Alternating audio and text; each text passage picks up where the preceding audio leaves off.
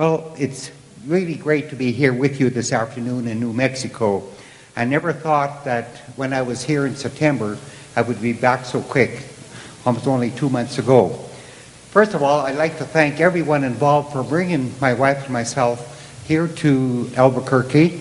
And as I said, I hope that the message I leave with you, that you will never ever introduce GMOs here into your state. A brief background. My wife and I come from Saskatchewan, which is almost due north from here, about 2,000 miles. And we're in the heart of the grain-growing area and in the central part of the province. And I often think how fortunate we are that our grandparents, who basically came from Europe over 100 years ago, picked that particular part of the world to settle and open up a new land. My wife and I are known in Saskatchewan, or were known in Saskatchewan, as seed developers and seed savers in especially rapeseed. And we started doing that.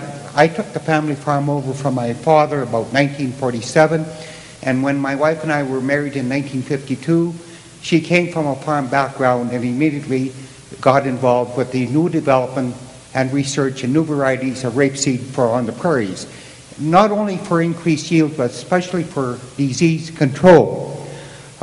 Besides being a farmer, I was also involved as mayor of my community for many years, and also I was involved in politics. I was a member of the provincial parliament, and in my role in government, I was always involved with agriculture, rules, laws, regulations that I always thought would benefit farmers. So that gives you a brief description of what we are coming from. Now, 4 crops were introduced, GMO crops, in 1996. And that was, as was mentioned before, soya, corn, cotton, and rapeseed. And we call it canola back home.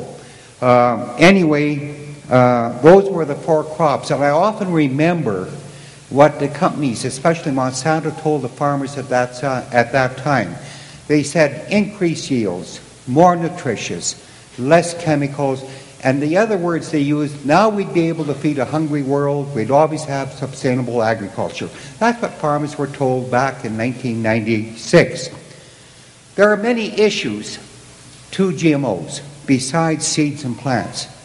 It's the other issue is the whole control of patents on genes, but basically you could control eventually all higher life forms. And I'll talk briefly about that. There's the social issue that arises, which you never really hear about.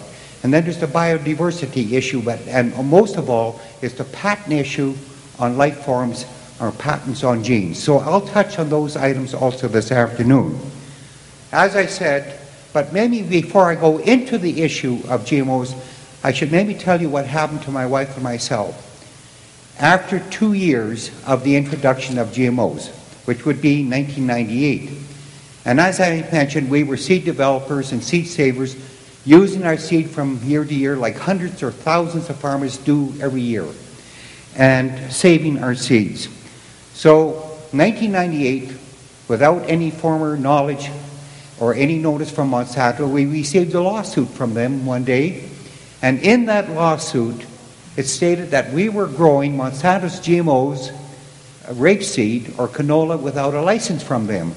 And that really really surprised us, because we really then immediately realized that all our research and development of 50 years was now contaminated, possibly with Monsanto's GMO canola. And we said to Monsanto, if you have contaminated our canola that we worked so hard for 50 years to develop, then you should be guilty, and you should pay for the damages. So that's what we said to Monsanto at the time. Now, it was a patent infringement case. Now, patent laws in most countries of the world, including Canada, come under federal jurisdiction, and we would have no choice of where the case would be heard. Federal Court of Canada with one judge. And how often we wished later on that we could have had a judge and jury with farmers on that jury that knew and understood farming. But that was not to be. Now, so we stood up to Monsanto. It goes to federal court. Takes 2 years to go to court to trial. But in the 2 years previously to the trial, Monsanto admitted they had no record or evidence that we had ever purchased their seed or obtained their seed, but they said that did not matter because they had contaminated us. They now owned our seeds or plants. So that was the basis it went to the federal court. Now what the trial judge ruled is what made the case become internationally known around the world overnight. And he ruled this. He said it does not matter how a farmer is contaminated with Monsanto's GMOs, and in our case, canola. And he went on to say how that could happen. Cross-pollination, with pollen flown in the wind, or by bees, or direct seed movement, by transportation of grains by farmers, in this case canola, or by seeds blown in the wind. And he said if that happens, a farmer no longer owns his seeds or plants. And you can imagine what made that case then become so known around the world immediately. He also ruled, which really hurt us, he said we were not allowed to use our seeds or plants again, and all our research and development of 50 years also goes to Monsanto because of the contamination. He also ruled this: it does not matter the level of contamination. If it's 1% or 2% or 5% or 8%, it doesn't matter. If you are contaminated, you no longer own your seeds or plants under patent law. So you can imagine how we felt with that decision. So what do we do next? We had another avenue, Federal Court of Appeal, and I'll try and make it as short as possible. Now we have, and then we applied to Federal Court of Appeal, and they granted leave of appeal that they would hear the case. Now we've got 3 judges.